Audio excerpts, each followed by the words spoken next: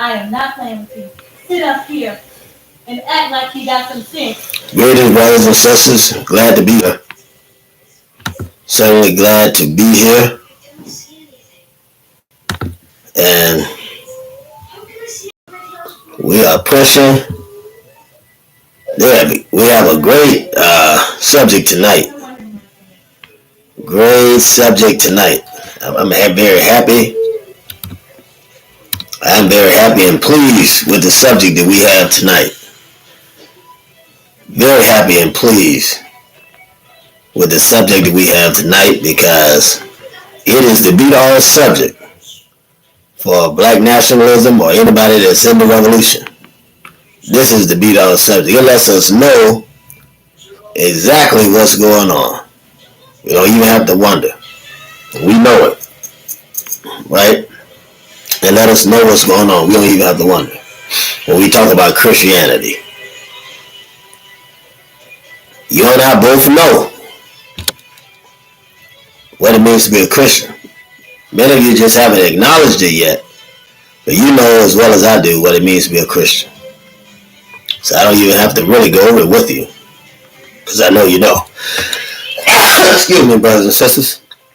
The pollen. Pollen is affecting the system, but it's still natural. It's still very natural. Brothers and sisters, we have a show tonight. We have a show tonight. And we will talk about Christianity and what it really is. What it really is. What does dogma mean? We're going to talk about that tonight. Then we're going to discuss it in later terms too. We're going to discuss that, what it means, where we are, how we got here, right? Why are we Christians? So we have to always ask these questions. Where we are, how we got here, why are we Christians? We have to dig all the way back. Very soon, you're going to see a lot of Muslims on the Farrakhan asking the same question. When they wake up, they can only wake up once Farrakhan is dead. And he's dying, he's going, brothers and sisters. They putting everything in him and can't keep him around. He's going. He's going. And when he go, they're going to have to ask themselves the question, man, how did probably going to say, how the hell did all of these white people and white Mexicans and white people with fake bacon, man tan on them, get in the Nation of Islam? Why are there so many mulattoes in the Nation of Islam? They're going to have to ask themselves the question. Why am I saying that? Because what you need to understand is that the Nation of Islam that Farrakhan has, right?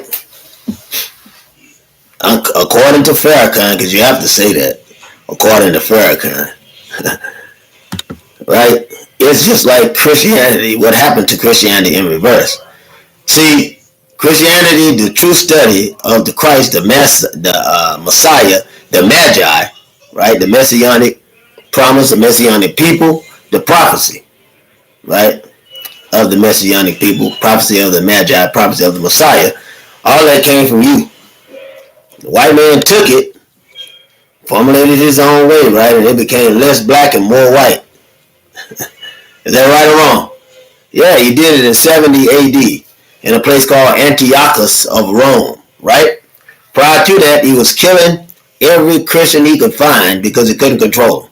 So he found out the best way to do this is to what? Kill out all the true Christians and establish his own Christianity. Then he could run it his own way. And as soon as he established Christianity, then he was able to justify the slave trade. He was able to justify the slave trade. Now, a lot of black people don't know why they're Christian. You know, a lot of them don't know about Constantine, one of the bloodiest warriors that this world has ever seen, and the most shrewd politician, right, that this world has ever seen. Constantine came through Rome, right? We'll meet another. You had Julius, right, that came from Rome was the main Senate, top Senate. If you see in the time of Christ, they had Julius Caesar's nephew, Julius Octavius, right? Julius Octavius. Prior to Julius Octavius came Julius Caesar, right? Whose friend was Mark Antony, who's a loyal friend, right? And commandant was Mark Antony, whose Judas, right, was Brutus, right? Brutus was a general that was supposed to be the friend of Caesar, who turned against him, right? And you hear the famous terms "et tu, Brutus," because the whole Senate, all 12, right? All 12 of the Senate had turned on Julius Caesar, stabbed him. You see this. It's written by Shakespeare. Also, Shakespeare, William Tinsdale, right, was his royal name under King James. Shakespeare wrote the same thing to identify traitors according to the philosophy of the teachings of the Messiah, right? This is before you get into Christianity, because it was not given a name. Christian only means to be Christ-like. You don't get that term until 70 AD. This is important to understand. Prior to that, it doesn't have a name. So we have to understand this Christian dogma, that this is something that the slave plantation gave you.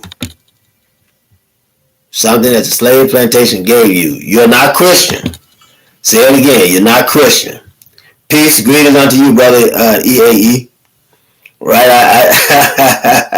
The brother say, the good ship Jesus. That's right, brother. That's right. And we talk about this today because a lot of our brothers and sisters are under the false understanding that they're Christian today because their forefather was Christian. Well, that's partially true, but it's not the whole truth. You're Christian today because you're a slave owner, right? In this corporation called America. Your slave owner put you in this, right? He made you a Christian because he could better control you as a Christian. Because he controls you as a Muslim, because that's what you were, right? Or Ethiopian Orthodox, which is still Islam. Islam means just total submission. That's all it means. Total submission unto God. That's all it means, right? The Christians say, yeah, it's total submission too. Right? A lot of them say it, but they don't do it. A lot of them say it, but they don't do it. My brothers and sisters, I want to apologize to you too for not being able to shave. Believe it or not, this is a 24-hour. And I know I apologized before, but I'll do it again, and as often as you'll let me. Because I'm supposed to shave 3 times a day in order to keep my face clean. But I was only able to shave twice, right? Which left me with an 8-hour. So that's what this is, 4 to 8 hours, right? But within a 24-hour period, I'm supposed to shave 3 times. So I just want to apologize to you for that, and I want to thank you because I want to come before you righteous, and I want to come before you clean, and I want to come before you respectable. So I definitely want to say that. I ask you to forgive me, and I thank you for being understanding. And I won't try your patience too many times because, as you know, I come on most of the time with clean face. My brothers and sisters, this is a great lesson today. I'm so glad that you're able to be here with me in this lesson. So glad, because this is one of the most powerful lessons that we'll get. Now, the white man right now is mad. He's the devil, and he's mad that I'm telling you this. And he'll go on to tell you, if you listen to him, he'll say, man, I tell you, that brother's dangerous. Yeah, he's dangerous. He hates white people. I mean, what Negro in their right mind wouldn't, right? That's why we have to hold on to Jesus. Isn't that right, brothers and sisters? We got to hold on to Jesus because Jesus is the only one that can help us in this time, because the white man's you so much he knows that he should be hated. Isn't that right? He knows it should be hated, but black man being as intelligent as we are, we don't waste our time thinking about the white man. We got we got too many other things to do. Isn't that right, brothers and sisters? We got too many other things to do. But we should hate him, right? If the black man was to hate the white man, I mean, really hate him for everything that he's done, there wouldn't be any white people left. They say that the black man is violent, right? Isn't that right, brothers and sisters? They say that we're violent. We're not violent. We're not violent. We're victims of violence, victims of the violence of the white man. But you and I ourselves are not violent. And so this is going to be a great lesson. And I'm taking my time with this. I want to take my time with this one. We may run this one the entire way out, because we have to understand that this is our whole basis, our whole argument of why this white man can't be saved. Right? He took the truth, isn't that right? And gave you a lie. Take the truth, gave you a lie. This is the reason why he can't be saved. He killed, you understand me, your ancestors. Wiped them out from everybody from 15, but make them, no, everyone from 13 to 21. And then from 21 to 30, the white man killed on the first voyage. He wanted to kill them before he even got off the island, before he even got off the coast of Africa. Because what he wanted was, he wanted to start with a breed that knew some about the history, but not much. That way when they had children, these children wouldn't know anything about the history, because you had 9-year-old and 12-year-olds conceiving families. They were making babies. So when they kidnapped the people from Africa, I want you to understand that they were kidnapping kids. That sound familiar today? The white man is still doing the same thing, brothers and sisters. He's still doing the very, very, very, very same thing. He's doing it. He hasn't changed. I tell you that his tactics hasn't changed, anything like that. And what are we doing? We're setting a foundation, and I'm waiting today, waiting on the people to get here today. Because I already know that this lesson here is one of the less talk about lessons. We don't talk about it with our children, because there are black people that are literally tied in this religion, man-made religion called Christianity. Why do I say that? Because other religions, see, opposed to the one that were created in America or manipulated in America, was prone to getting the mind in shape, right, to serve God. And they had laws to keep the mind in shape to serve God. But when you get to America, this Christianity, brothers and sisters, this Christianity is like none ever visited in America. Like none ever visited. It is the most different and difficult religion. Even if it's not Christianity, whatever religion it is, if it's been Americanized, it's over. If it's been Americanized. So we're going to take our time. Brothers and sisters, you know we can't go without having our theme music, right? Gotta have our theme music. Gotta have our theme music. We missed it last time. We gotta have it today. Because we in for the long haul today. We are in for the long haul today to hear the word of God, right? As it come through this wee vessel, right? I'm just a wee vessel. Just as John said, I'm just a voice of one who's crying, right, brothers and sisters, in the wilderness. Who does that sound like? Yeah, black people, God has given us the wisdom, the education, the salvation, right, and the sanctification to be able to change this world. God has given that to us. He's given it to you and I. But we have to be conspicuous when we put this knowledge out. Why is that, brothers and sisters? Why do we have to be conspicuous when we put this knowledge out? Because our people are not hearing us. Our people are not hearing us. That's what's going on. None of our people are hearing us. Right? Jesus even said, he said, I came to my own and they received me not. In other words, I'm a voice of one crying in the wilderness. I am teaching this word of God, right? Bringing it to my brothers and sisters, but they're not in a place where they can endure this sound doctrine. They're not in a place where they can hear it, right? So I find myself crying out, right? Giving the word. Isn't that right, brothers and sisters? I find myself crying out, giving the word to a people who can't even hear me. Not only can't they hear me, but they won't hear me because they've been blocked, my God, in so many ways. So, brothers and sisters, we're going to take our time today. We're going to take our time today. Guys, I tell you, this lesson here is good. Good lesson. Awesome lesson. Awesome lesson. So, just sit on back, ATC. Sit on back. Because we've got a word today, brothers and sisters, that should strengthen and encourage you. Right?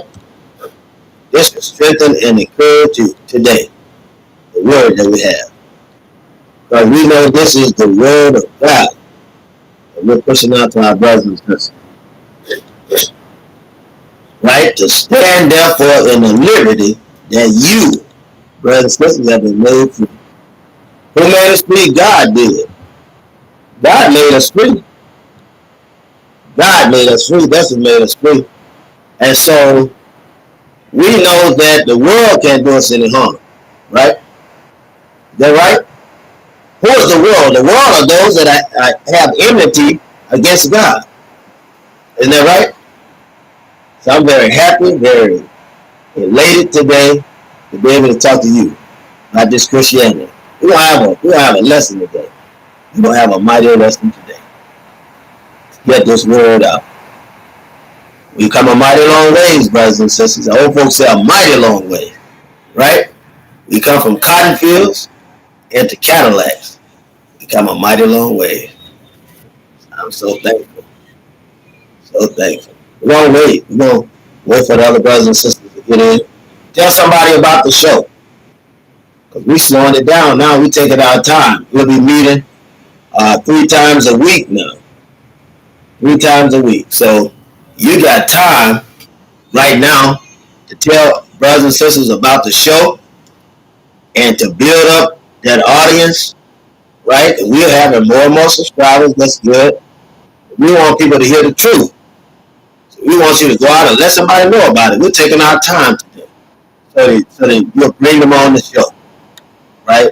Let them see the show. And on Thursday nights, if it all go well, we're going to have poetry on Thursday nights now.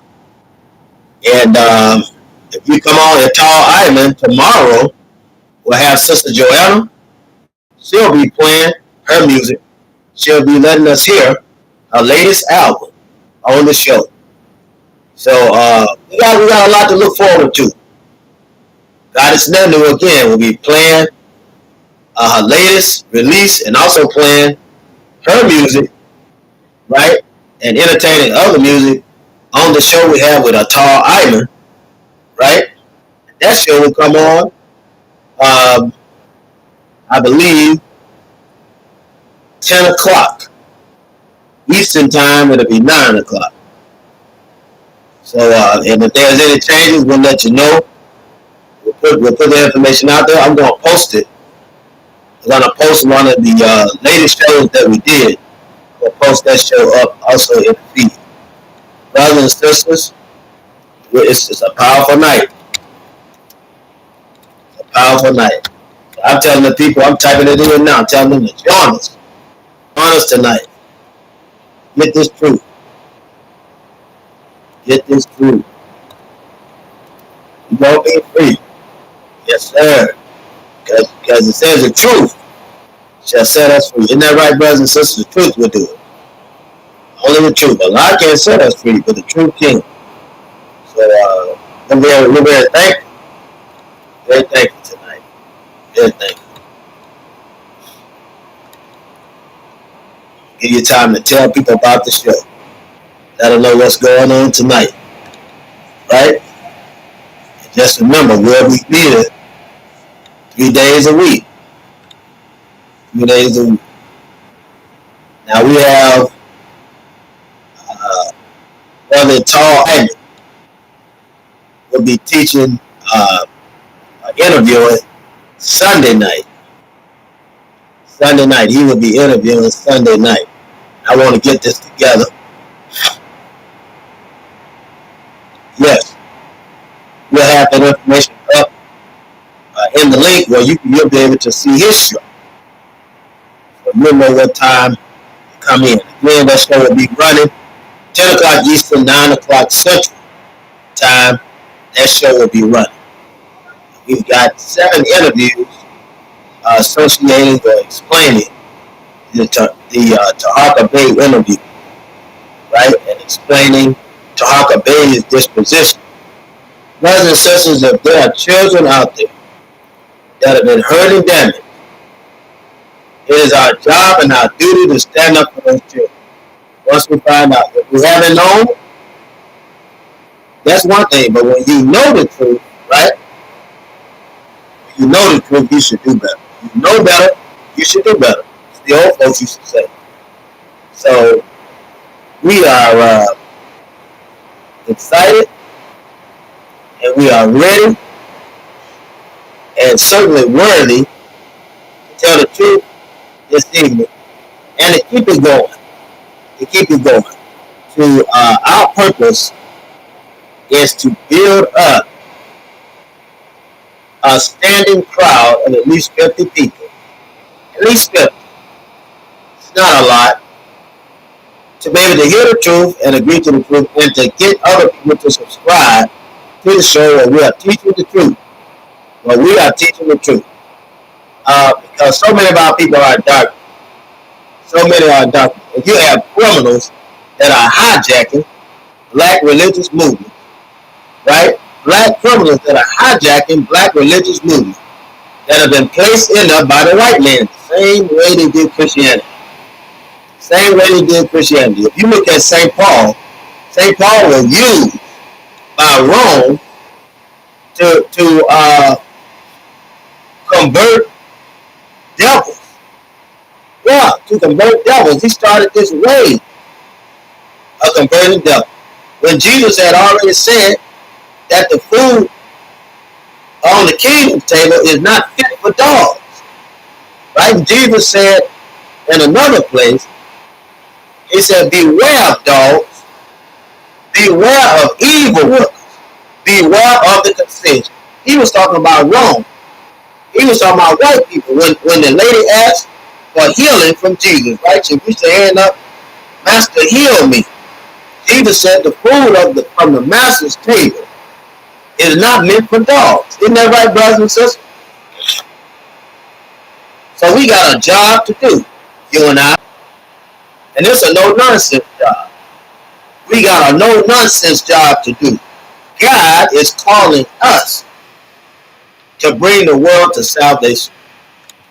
To bring the world to salvation. Now, those that have enmity against God, that don't know any better, He has called us to resurrect the spirit and souls of these brothers and sisters by simply telling them the truth. And the truth shall make you free.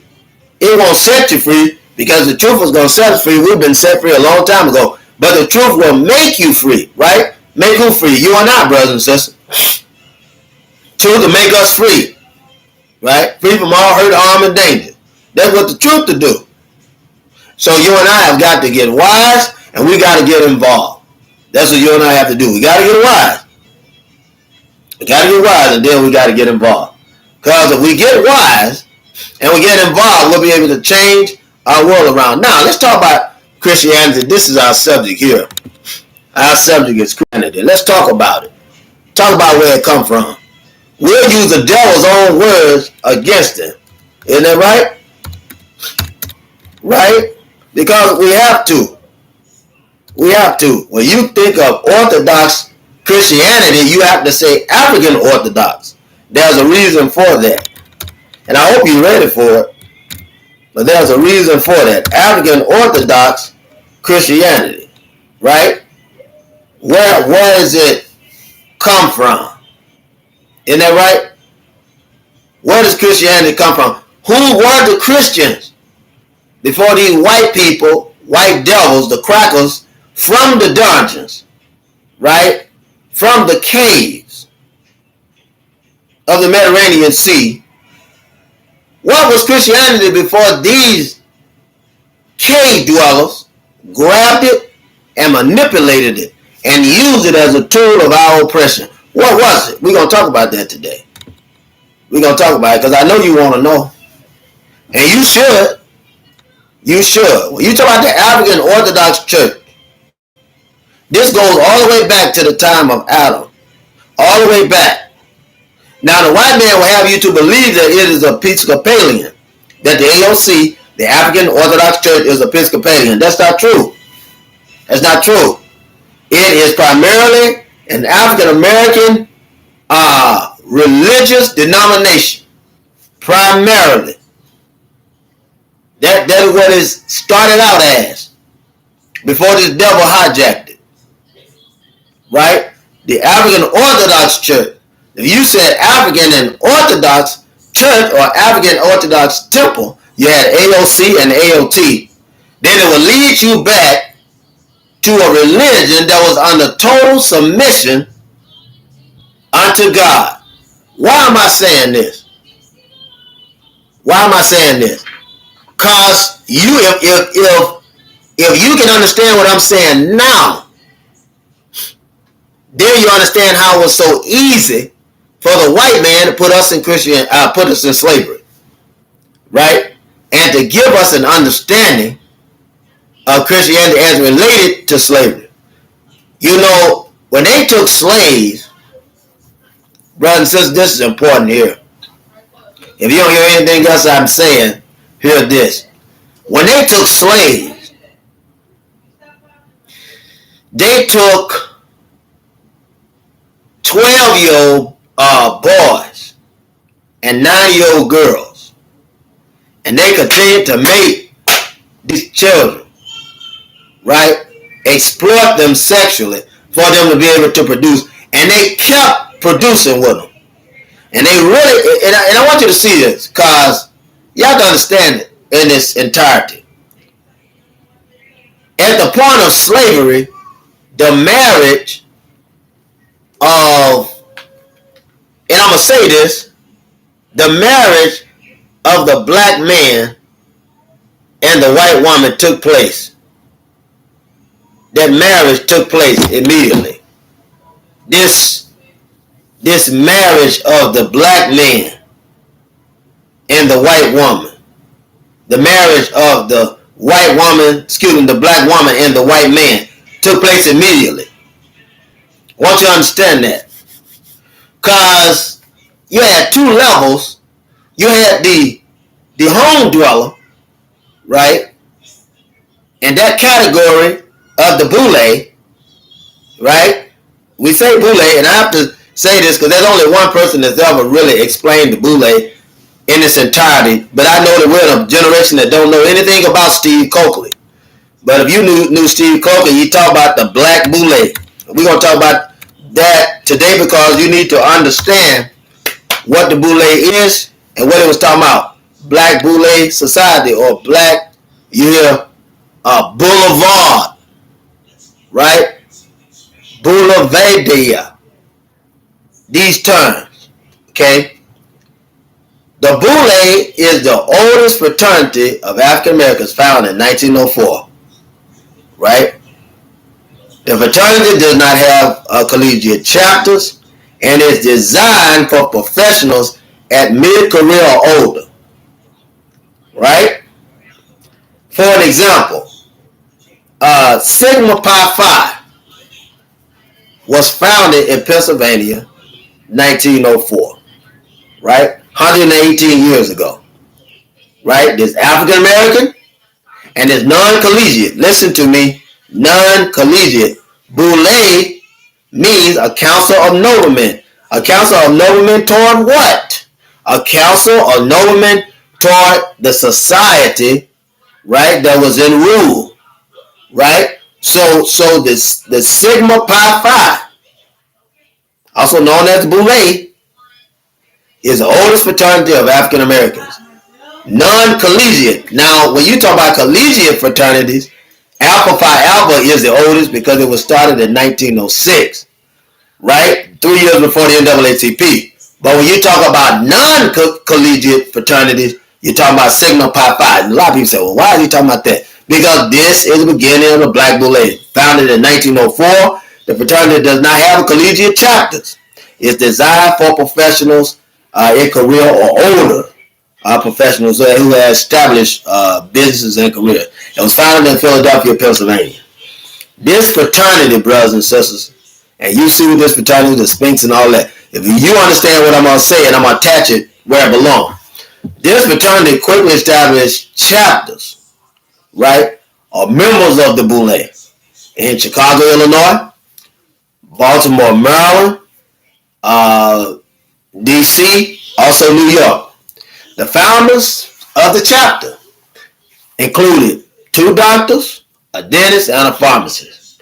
When Sigma Pi Phi was founded, black professionals would not offer participation in the professional and cultural association organized by the white community. In other words, these house slaves or the grandchildren of house slaves or mulattoes, people that had the white blood in them, black people who were mixed, were not allowed to participate in the professional and cultural association organized by the white community. Right? They weren't allowed to participate in that. They could participate in everything else. Now, as a result of that, they organized themselves to what? To participate in their own professional and cultural associations in their own community, in the black communities, right? So what it is a copy of the oppressor's policy. Barack Obama, for instance, was president. None of the whites gave him any respect. They didn't give him any respect. He couldn't even pass a law. Isn't that right? Right? He couldn't participate in their society, but if you look at Barack Obama in the black society, he's the top of that society. Also, well-known lawyer, right? And corporate lawyer. Now appealing to, may one day be on the Supreme Court. The United States, the highest court of the land. Okay, now, this is a very sensitive line, but it's a line of separation when it comes to black and white. We have black lawyers, powerful black lawyers in our community, but they don't have the power and influence that white lawyers have because America is run by the white administration. Isn't that right? You got the White House. You don't have a black house. You got the White House. He can't run the White House, but our black leaders can be the top executives in black organizations and black business, very influential. Right? So Barack Obama, for instance, for us to go down in history as the first black president, amazing man, but to white people, he'll just be the 44th president. And the first black president, nonetheless, for the Corporation of America. So Sigma Pi has over 5,139 chapters throughout the United States, England, and the Bahamas. That's important to remember. It's England and also the Bahamas. Now, the symbol for that is a Sphinx, right? The lady with a woman's face, Sphinx with a woman's face. The wings, right, of an eagle. You already know. You know everything I'm going to tell you. You already know everything I'm going to tell you. So they have the head. The hand is on the iron. The paw is on the iron, right? Right, and it has the emblematic symbols, right, written in Greek. Sigma, which is a form of a backwards, Greek E. The sign for pi, right? All of these really originally come from Kemet under uh, Imhotep. But for the sake of it, the Greeks, when they stole it, they used the lettering. So, has the E, the Greek form of the E, the sign of the pi, and the sign of the phi. So this boule, right, is nothing new, but it was organized by institutional black people under the oppressive white system to be able to organize and control a portion of that economy and be able to make money both ways, from the bottom up and from the top down. They be the middle person, get money from the white man and black people, right, to fulfill whatever destiny or desires that each had. Right, they were house slaves. They had the white man's blood in them. Okay, and I want to say that. So with that being said, all black people in America, even when the system of slavery was started, were not slaves. Right? They weren't slaves. Now, why is this important? It's important because what you have to understand is that Christianity, the change didn't start when you got to America. The change of Christianity started prior to the cave dweller coming out of the Mediterranean. This was a change in Christianity. It started prior to these cave dwellers coming out of the Mediterranean caves, right, the mountains, and coming into Africa and kidnapping our people. This even starts prior to a form of it starts prior to 300,000 BC, which was the Platonic War that happened in northern Africa, right, just below Malta, going into Carthage, which is present-day Libya. So we have to understand that. We have to understand it. And so what we experience in America is nothing new, but it has been here and will continue to be here, right? As long as you and I are alive, it has been here and will continue to be here. Why? Because you have integration to thank for that, in the sense that before the white man ever came out of the caves, out of his country, to go to war, because he came out because he had to. He had to come out because he had to learn how to survive. Before he even did any of this, before he could even come out to do any of this, what you have to understand is that his first move was to mate with black people. They were considered superior, right? You hear this in the book of Genesis, when it says that the sons of God, right, mated with the daughters of men. The sons of God mated with the daughters of men, making mighty men, men of renown. Talking about you're my ancestry, brothers and sisters. You're my ancestry. Mighty men, right? Whether they be small or great, they were mighty men. They were sons of God on every level, from giants to pygmies. They were people of God that white people could mate with, and once they mate with them, they started giving them names, right? Because this was the connection to the bloodline, what was called the blue bloodline, right? That bloodline starts with you, and the bloodline will end with you, and this is very important for us to understand. So we have to set the foundation. When we talk about this, we have to set the foundation, because this is very heavy. This is a heavy subject, and we won't be able to touch on it just once. We're going to part 2 tomorrow, because this is a heavy subject. You know, we talk about Christianity and why it was given to us, how it was reshaped and remolded, and it took them hundreds of years to do this.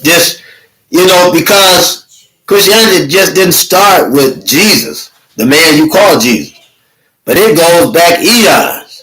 It's as old as time.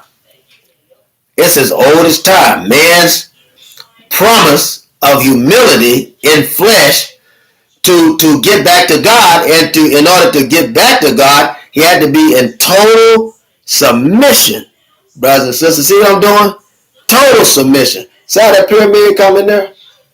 That lead us up? This was a holy sign, a holy symbol, right? You see the eye, right? Because this is the mind's eye. See that third eye there at the top, where the third eye would be, brothers and sisters? Total submission. So this right here is a holy signal. When you take half of it, then you go to talking about an unholy, because it's only part of the truth. And only part of the truth is a lie. It's unholy. But when you put it up together, this here is holy. This is a very holy symbol. That pyramid is a holy symbol, right? It stretches up what? To the heavens, right? One, to explain life and death. Isn't that right, brothers and sisters? So we have to understand that. We have to understand it. And when we begin to understand that all of this stuff comes out of Africa, right? All of it. Before the Platonic War could take place, the white man, with his fascination with Africa. See, you have to understand this. He was fascinated with all the sciences of Africa, all the institutions, right? When he said, I'll knock you back to Timbuktu back in the day, we thought the white man was making fun of Africa. He was making fun of Africa, but at the same time, he knew that Timbuktu was one of the first multicultural, intercontinental, right, and nationally and internationally sufficient institutions of understanding for all races. Now, initially, the white man wasn't allowed to come to these institutions, right, because he was considered animal. He was cannibalistic. Everybody knew it. He was literally catching humans, eating them, and he had to be civilized.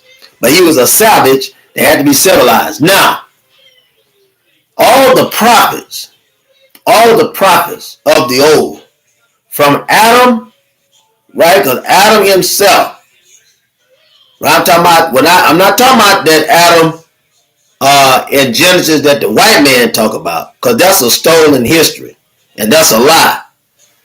But I'm talking about the original Atum, A-T-U-M, Atum, right? The original Atum. And you had a set, right, that were given this earth to cleanse it, to nourish it, right, and all of that, right, to procreate, to make man in the image of God. Isn't that right? Well, when this what they call antediluvian, right? Ante means first or pre, right? Diluvian flood. So you had the people that were living before the flood, right? Because there was a flood that happened. Now, prior to Adam, there was a paradise, right? That was protected. The flood came, right? The people were washed away. The earth was cleansed, right? And then there was a new birth of people. This is where you start the book of generations as it relates to the earthly domain, right? So there has been new heavens and new earth. When Jesus is saying this, when John is saying, Lord, I saw new heaven and new earth, they're not saying something that other prophets hadn't said before. We have to know that. But you don't know it because you've been listening to this knowledge of the white man, and he'll have you believe that he's been the first and everything, which his kingdom is only 7,000 years old. His kingdom is only 7,000 years old, right? Prior to that, he had no kingdom. Prior to that, he was slipping in and out of caves, taking black people, eating them, cooking them, harnessing them as slaves to work. And it was Dead Sea 1397 was just the time that they came together to say, hey, we ain't going to kill each other anymore, because before that, they were killing each other and cooking each other. But in 1397, they said, look, we ain't going to do this no more. We got to come together. And it's us against them. Our holy leaders, our prophets tried to civilize this man. We tried to civilize the white man. Africa tried to civilize the white, the brown, the red, and the yellow man. Understand what I'm saying? Because what I want you to understand is that all of these people are children of the white man, right?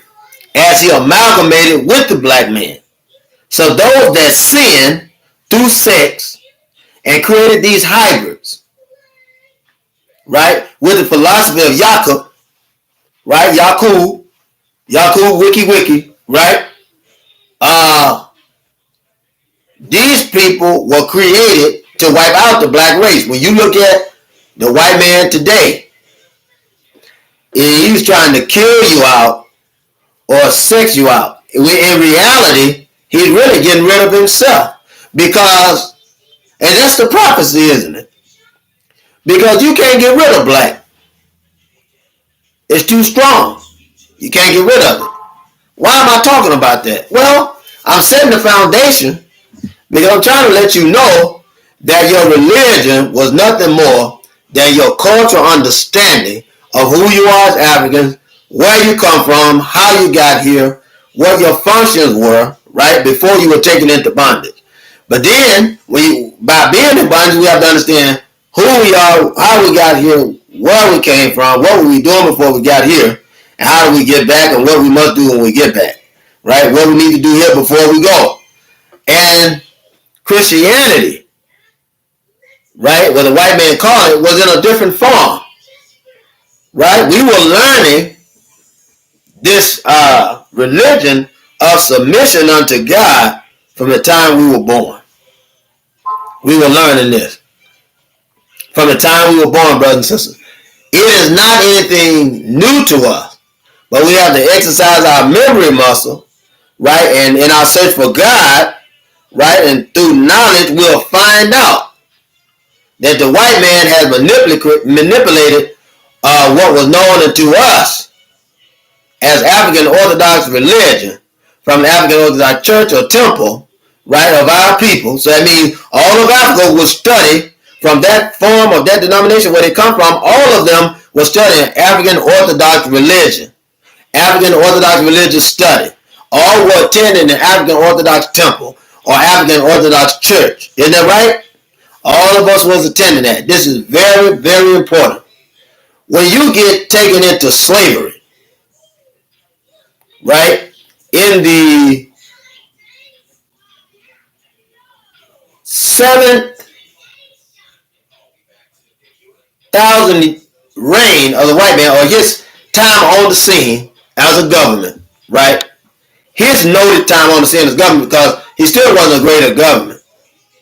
But he was able to manipulate through this thing called democracy, right, that he reorganized. Remember, democracy came from us, came from Africa. The white man came in, he amalgamated, and our ancestors had already told the younger leaders of that day, said, don't trust that man. See, they already knew, because the law told us, don't trust them. Don't marry these people. They're people with unclean lips. There are people who defile the religion. Don't trust them. But you know how some of us are, brothers and sisters. You know, because it's still happening today. Thank you. It's still happening today. What's happening today? The white man offers you coffee. Brothers and sisters can't turn down the coffee. You start mixing and amalgamating with them. And the next thing you know, you dead. If the white man will kill his own, he'll kill you. The only time he's going to be around you is when he's trying to learn something. He had to learn your religion because it was the most important thing to you. And even today, you find the best street hustler and the worst pimp, and they'll tell you, right, that they believe in God and that they're praying to God and they give the utmost respect to minister, right?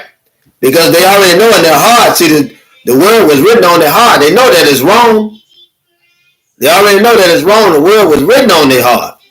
And so they just got to get into the word. Isn't that right, brothers and sisters? They got to get involved, right? Turn from your wicked ways. Who is he talking about?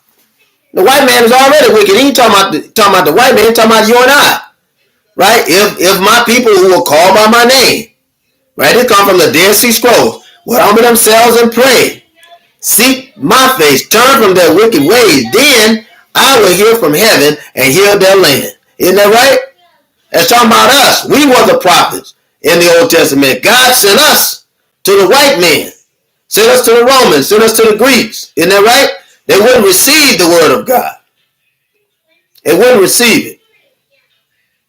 That's why St. Paul in history, in black history, looked at as a sellout and a turncoat, right? Isn't that right? Because he tried to ally himself with the white man, then start talking about his Roman citizenship. What we look like crazy men. Talking about our American citizenship, isn't that right? And America don't respect us. Look at Brittany Grimes. Look at her. She's over there in Russia, right? She's African, coming from American bondage straight into Russian bondage. The only difference is that Russia is less hypocritical than America is.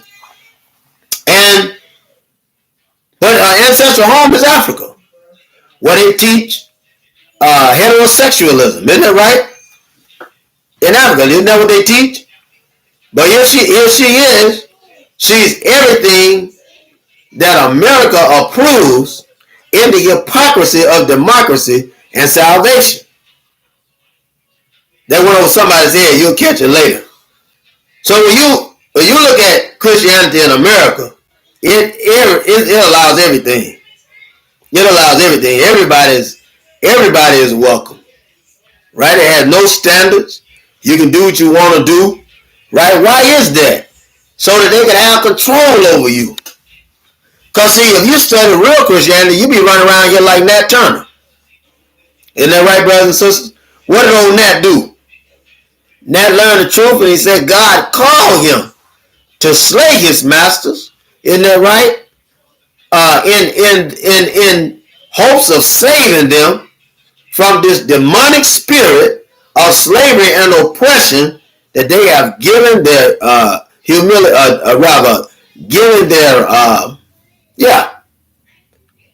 giving themselves over to. That's what Nat Turner said.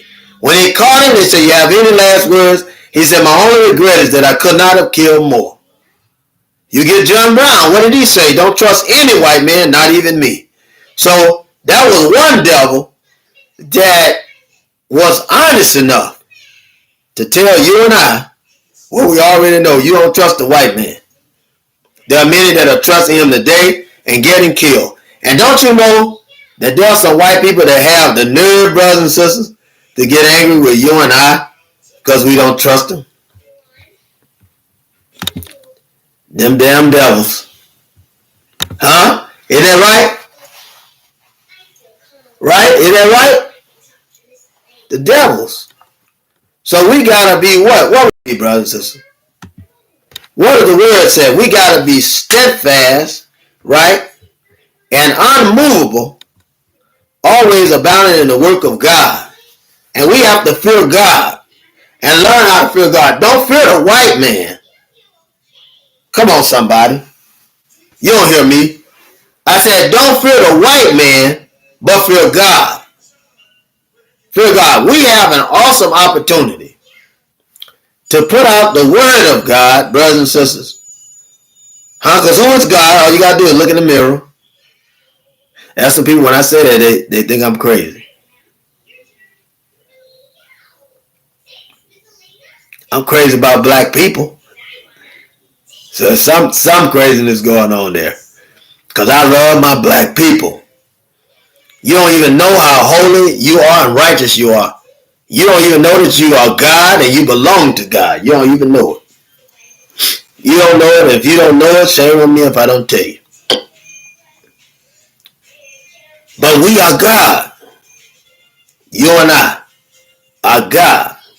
If we submit ourselves, right, to God, to submit ourselves to holiness and righteousness, come together, in other words, there's nothing that we can do and nothing that we can't do, right, in changing this world into the beautiful world it should be. There's nothing we can't do. So we have to understand that our ancestors, when they talked about us learning who God was and Submitting to God means submitting to the supremacy of ourselves. You can't worship the white man, brothers and sisters, because he's already, the very fact of him being a white man said that he's a recessive trait unto you. Black is the only non-recessive trait, and the further you go back, the deeper you dig, the darker it get, and the blacker it get. Why? Because the black man is before time. This religion, because time was started by the white man. Come on, somebody. Come on. This religion that we're in, Christianity or forms of Christianity, right? Just like you got forms of Nation of Islam, right? Farrakhan is a form. That's a form of the nation, a form of godliness as it relates to black people denying the power thereof. Isn't that right?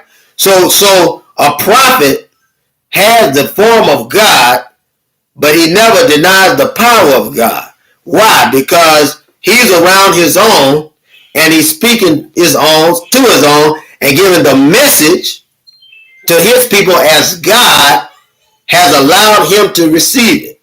So this is why the Most Honorable Elijah Muhammad wrote Message to the Black Man. This is why E.C. Morris wrote the African edition, right, of the knowledge of God. Isn't that right? This is the reason why Haile Selassie, right, the only high king, last and only high king and priest, talked about salvation in the terms of genetics, opposed to the white man talking about salvation in the terms of eugenics. See, our basic DNA, which goes back to the beginning of what the white man calls time, has justified us in being the original people, the aboriginal people of God. Now, with that being said, brothers and sisters, I want to tell you this, that God, right, was the first, right, and we were built in his likeness and his image. When they looked upon us and let us go make man, this is the God race, right, that knew that they had to procreate to leave indemnity and identity through DNA, right, and also lessons, right, that we would carry culturally to be able to pass down to others, that they would not what? Sin against creation, sin against their creation, or sin against God, however you want to say it. Now, religion was not something that we wrote in books. I want you to understand that. The word and directions we wrote as prescriptions for us as we live on this earth. Peace and greetings, Charter, Brother Charter. And so once we had received the teachings and lived the life through our culture, our custom, right, and our religious system, then we can fulfill the promises of God. Now, why am I saying that? I said that to say this, and I want you to understand it. Our spirituality was a reflection of our religion, shown through our culture and our custom. They could not be separated. This is why the black man is Semitic. Now, there's no such thing as a white Jew, no such thing as a white Arab. I want you to understand that. You have to accept it. Because this Semitic life would have to be both culture, custom, and religious institution as it relates to an individual spirituality. Okay? It was something that came as a matter of DNA. Now, the white man, when he saw you standing in this light, it was him that stole your history, your culture, your custom, your religion, right, in order to usurp power over you satanically, right? Because he would begin to proclaim himself as a god, right? He knew that to be black was to be holy. It was synonymous with being holy. We were called children of the sun, isn't that right? The Atomics, children of the sun. They are Dolamites, children of the sun.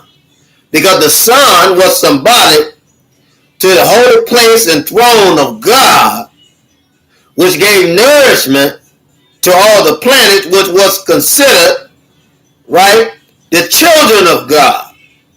Isn't that right? Or the kingdoms of God, right, on earth. Now, today, in the last 120 years, you see white people bathing in the sun.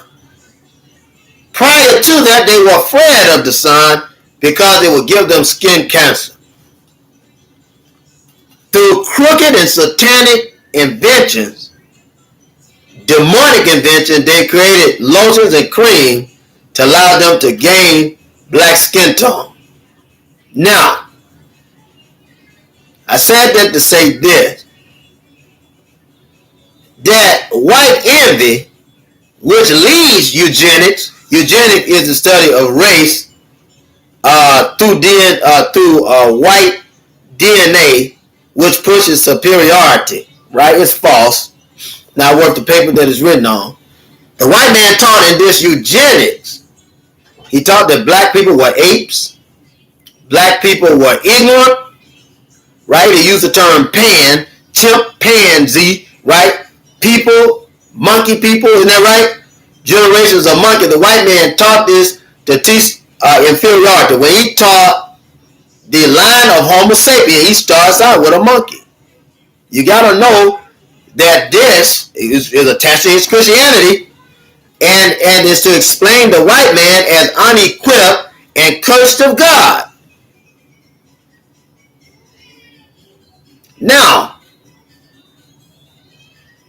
while he teaches the hypocrisy of the line of Homo sapien, he said between Homo bustus, right, and Homo erectus, right? So you got Homo bustus and Homo erectus. We began to see Homo habilis, through Homo bustus and Homo habilis, we began to see Homo erectus, right? With one who would walk upright. And the white man identified himself with that because he couldn't justify any beginning, right? Because that beginning belongs to the black man. Now, if God is intelligent enough to start out with the black man in the beginning, right? Wouldn't you have to acknowledge that God himself is black when he said, let us go make man and make him in our own image? Right? Is that right?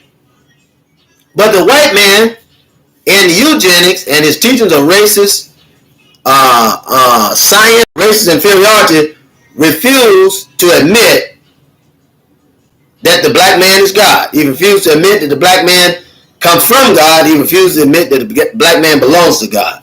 And this is where the system of superiority comes.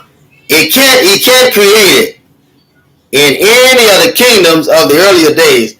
The only place that he could ever do this is in America. He couldn't even do it in England because there were too many lines of blacks. King Charlotte, King Charles, Queen Charlotte, King Ferdinand, Queen Isabella, all black.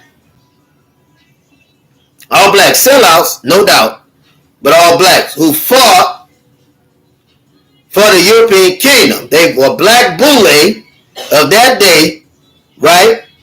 True royal blood that gave in to this system of democracy that was started and counted themselves along their population. And it's because of the blood mixture. When you look at black people in that time, because of the regime of white people that had taken over through religion, they yielded because of the religion, believing that God, right, when their understanding had been distorted, brothers and sisters, believing that God was behind this because their devotion to religion was different than the one that had usurped religion. What am I saying in that? The way the white man looked at Jesus The way that the white man look at God, the way that the white man look at Islam, Hinduism, Zoroastrianism, Confucianism, whatever you want to call it, whatever the religion is, the way that the white man look at it is not the way that you and I look at it.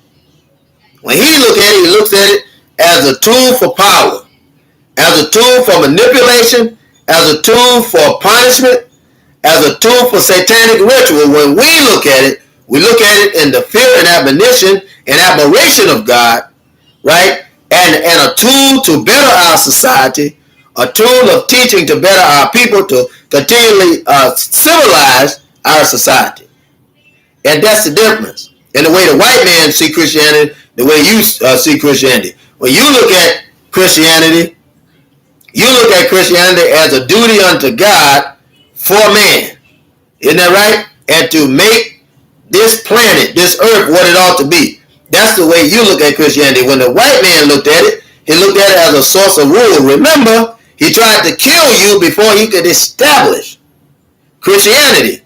The Romans killed over 1 million people in the catacombs. What are the catacombs?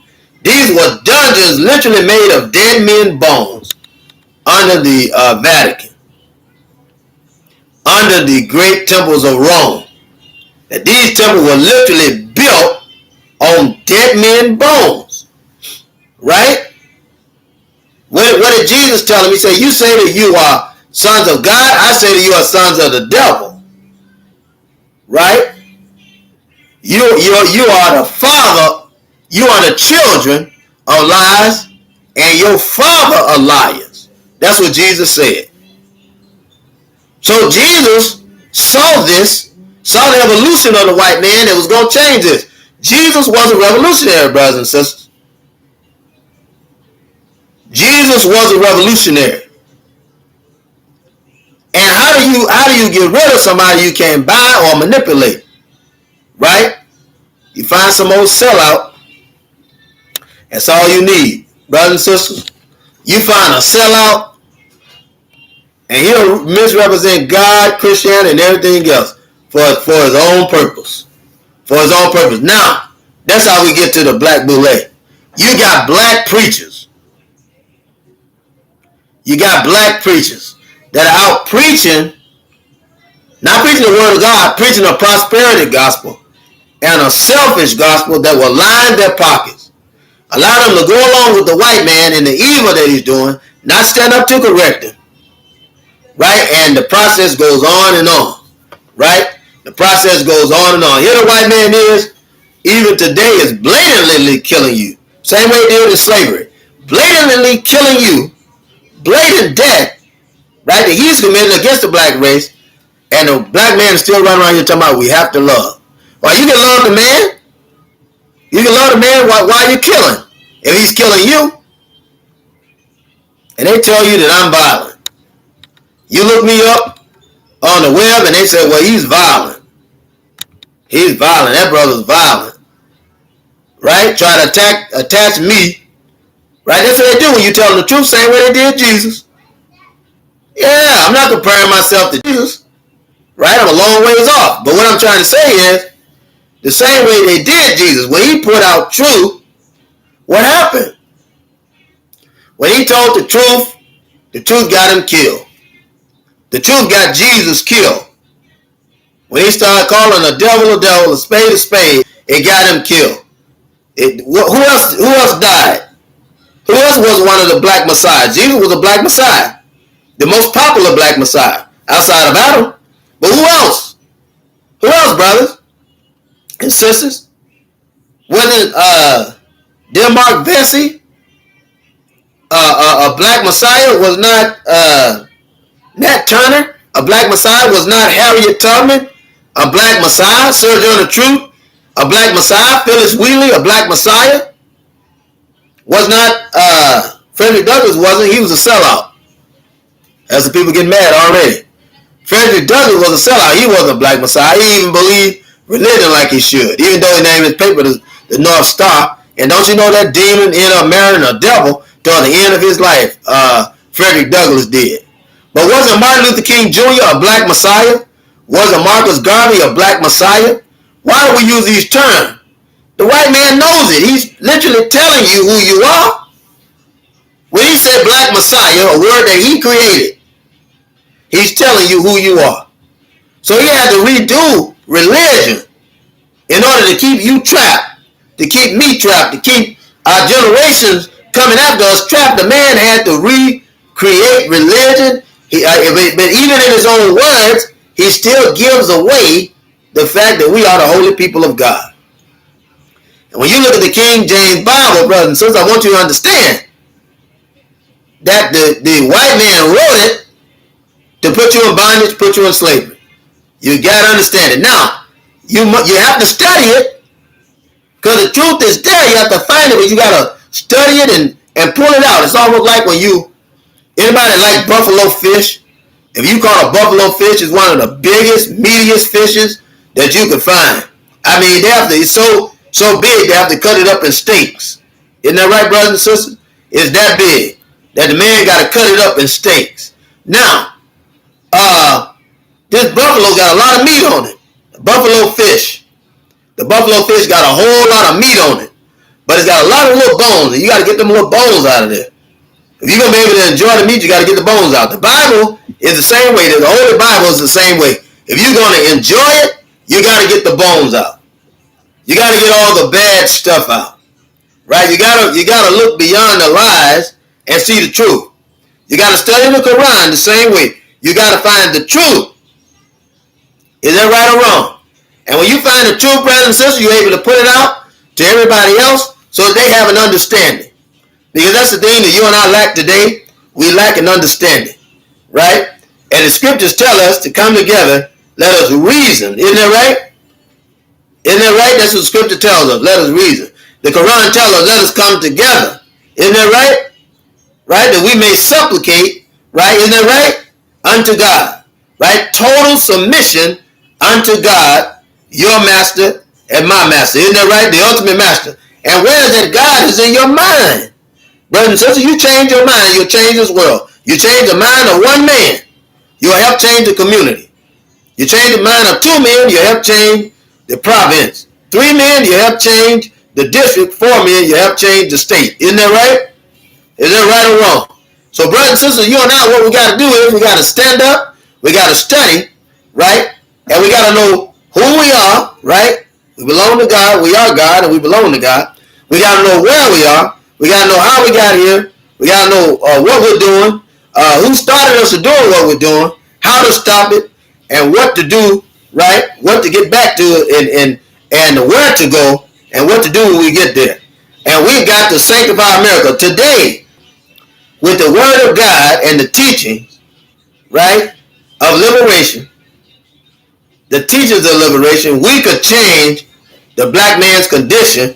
We could change his future. We could change his, as the white man called it, fate, right? But we could also change his fate to let him know that you're able to do these things, right? If you put God first and your foundation is solid, right? Truth, right? You found it on truth, then you can rebuild your society. You can decrease your handicaps in your society, right? You can get the drugs out of the heads of people, right? The cocaine out of their nose, and the whiskey off their breath. Isn't that right? And you can change their life if you do it. Not as the white man Christianity said, right? Because to the white man and to the Christianity of bondage, it's all right to drink, smoke, do drugs, and all that. Isn't that right? That all you got to do is ask God for forgiveness. That's not the truth, brother. That's not the truth. That's what's told. That's conditional. It's not the truth. It's nothing but a lie. Right? Because how can you worship God when your mind is messed up? Isn't that right? How can you worship God, right, when you're receiving the wrong kind of nutrients on your tongue? You're not receiving healthy nutrients, but poison nutrients when you put the whiskey in your mouth. Isn't that right? Drink the whiskey and put it in your body. Isn't that right? If you put the drugs up your nose that goes to the brain, you're not thinking straight. Your mental status has been altered. Isn't that right? And I'm telling you that the white man has put you in a position where your mental status has been altered. He's even giving you a dirty knowledge, right, that alters your mental status. And instead of you living righteousness, it'll have you living unrighteous. Instead of you living holy, it'll have you living unholy. Instead of you respecting one another, It'll have you disrespecting one another, right? And speaking ill and speaking sin toward one another. Isn't that right? Isn't that right, brothers and sisters? And so we have to know when. We have to know when. And when is every time that you and I could think of it. Anytime we can open our mouths. Anytime that we can open our hearts and our minds to be able to study what God's word really says. And we have to know that anything that the man gave us in bondage couldn't have helped us. Why would we have to ask yourself the question? Why would the man put you in chains, right, around your neck, around your arms, around your ankles? Why would he put you in chains? Why would he chop your hands off for reading the Bible, plucking your eyes out for reading the Bible? Isn't that right? Tearing you asunder and killing you, whipping you for reading the Bible, and then turn around and give the Bible back to you. Well, the man took it away from you because it would give him enough time to be able to revise it and give it back to you to be able to control you. You have to understand that the dogma of Christianity here in this planet, right, on the entire planet, wherever the white man is, wherever he got control of it, the dogma of Christianity was created to keep you and I in bondage. And you got to understand that. And that's the truth. See, and this truth will make you free. It may not set you free, but it'll make you free. Because you got to know that you and I are in hell. You have to know that. This is not our home. We're just pilgrims, right, passing through this stranger's land. Isn't that right? Isn't it right? The old gospel spiritual said, I am weak, Lord. Thou art mighty. Hold me with thy powerful hand. Right? Right? Isn't that right? Right? He said, this is not my home.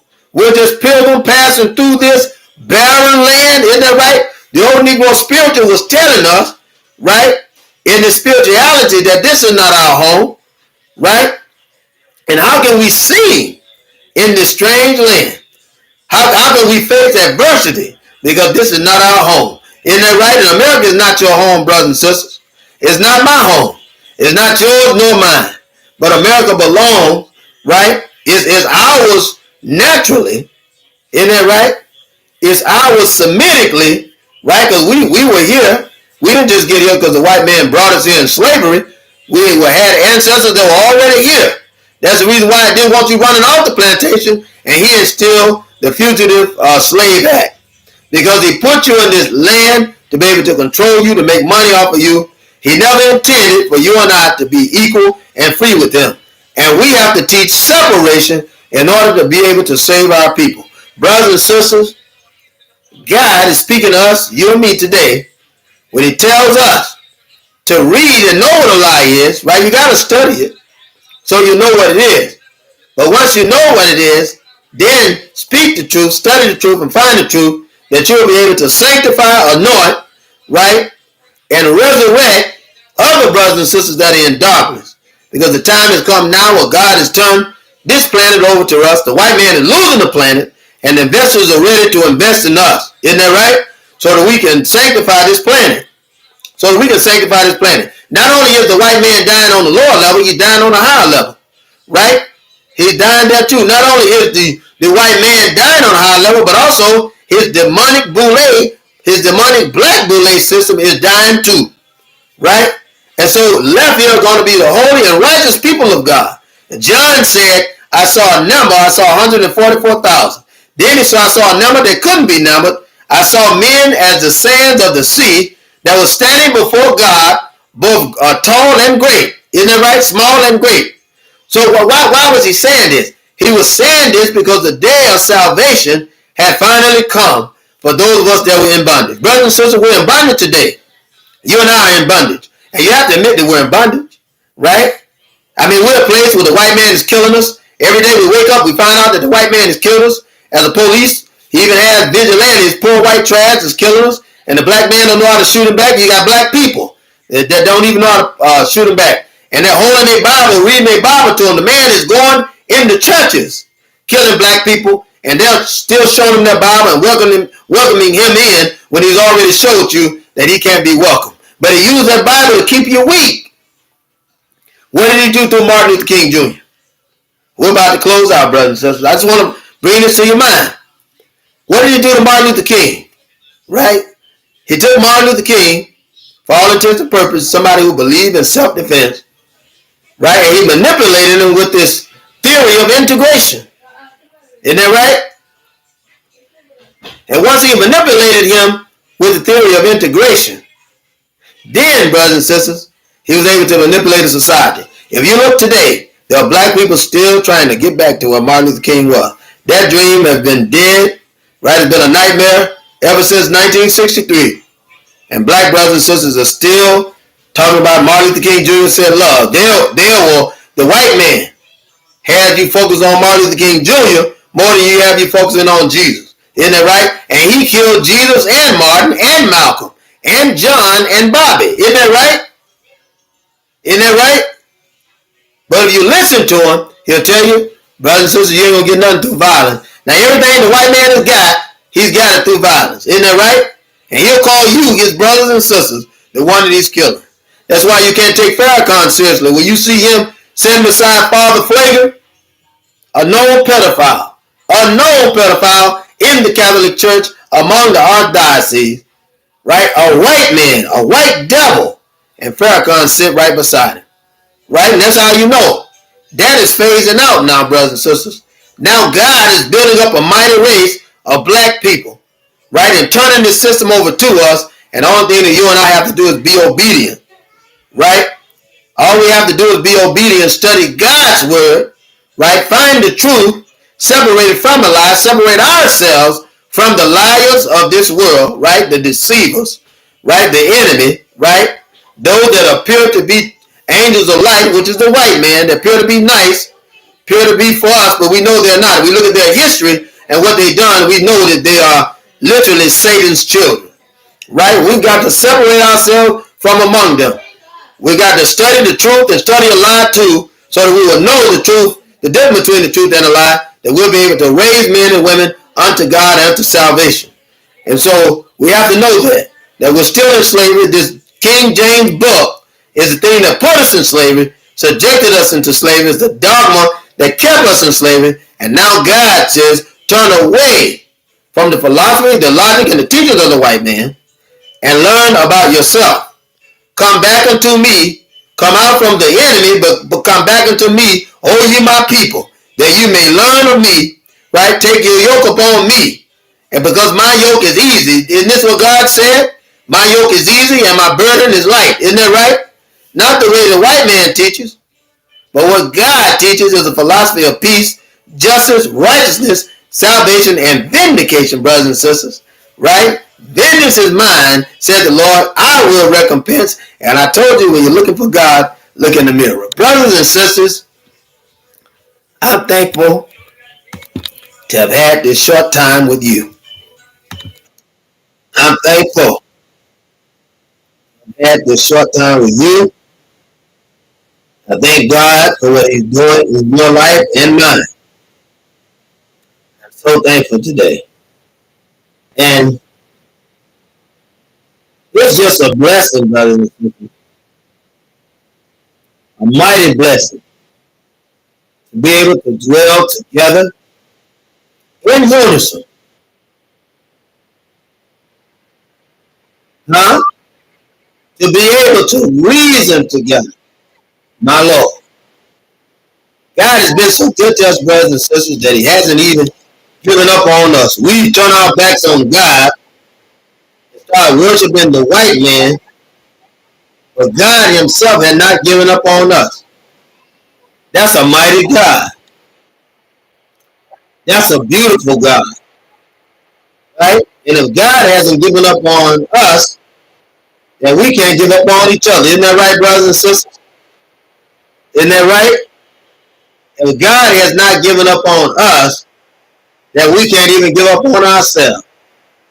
Now, if you're looking for God, look in the mirror. I'm trying to communicate with you, brothers and sisters. I'm trying to talk to you today. I know that you're going to need it. You're certainly going to need it. Brothers and sisters, God is able. He's able to deliver us. You don't have to yield to the white man. I say you don't have to yield to the white man. God is all you need to stand against the enemy and to win, brothers and sisters, in this day and time. Right? In a day where the love of many have waxed cold, and when people have turn their backs on God. God is looking for a believer today. We, his people, right, to speak to the sheep of his pasture. God seeks that from us today. And that if we would only be obedient, brothers and sisters, in this last and evil day, if you and I will only be obedient unto God, God will deliver us. Now, brothers and sisters, God has also given us common sense. God has given us common sense. You don't allow the white man to do anything to you that you can't do back to him. The white man is coming on your family to kill your family. It is your duty to protect your family. That's your duty. That's your duty. You can't expect the enemy to protect your family. The enemy is not going to do that, brothers and sisters. He'll kill your family. He's not going to respect your family. He showed you that. He's killing you on the streets and every other place. All we have to do is keep our eyes on the real God. Isn't that right? Keep our eyes on the real God. You go on the tall island, brothers and sisters, you will be able to see the first interview, right? We call it the Harper interview. You'll be able to see that interview, able to get some real information out there, and be able to publish the interview. Other works that are done, we should be meeting tomorrow at 9 o'clock. 9 o'clock, that's 10 o'clock Central, I believe. Or rather, 10 o'clock Eastern. 9 o'clock Central. Where we'll be on the show to have other interviews on the show. Now, we will play every Sunday evening at 9. We'll be having these interviews. Again, that's 10 o'clock Eastern Time, 9 o'clock Central Time.